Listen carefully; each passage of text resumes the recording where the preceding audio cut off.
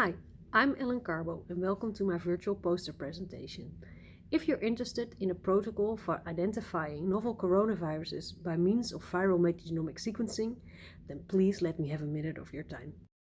I will explain you the laboratory and bioinformatics steps you need to take to potentially discover novel viruses, and how the results would look like if you were discovering a novel coronavirus in your laboratory.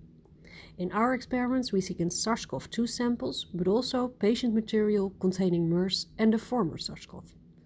In all situations, we sequenced the material by means of metagenomic next-generation sequencing, and we analyzed the patient samples with databases that only contain viruses that were known at the time the specific virus in the sample was discovered. Here you see the results of a SARS-CoV-2 patient sample that we classified with databases that only contain all viruses. In the chronoplot, we zoom in on the coronaviruses here that get hits. But still, this is only a very small portion in the millions of sequence reads, and potentially you could still overlook this. So, what to do more with these millions of sequence reads to not miss the target virus you are looking for?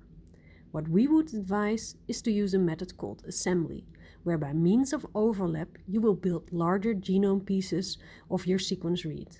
These pieces we call contigs. Then you already have less and bigger particles to continue your quest. To give you an example of a SARS-CoV-2 patient with a CQ value of 20, we first had 10 million reads. After assembly, we had over 2,800 large contigs. When we blasted these results, 15 turned out to be viral, and of these 15, 3 were coronaviridae contigs. And I can tell you, a lot of them were also quite long, and in this example there was one almost up to 20,000 base pairs, of which a large part would hit bad SARS coronaviruses with 87% identity.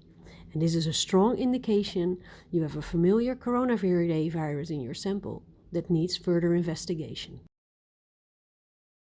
If you want more information, please look at my poster or my publication that's below my poster, and don't hesitate to contact me by email if you have any questions.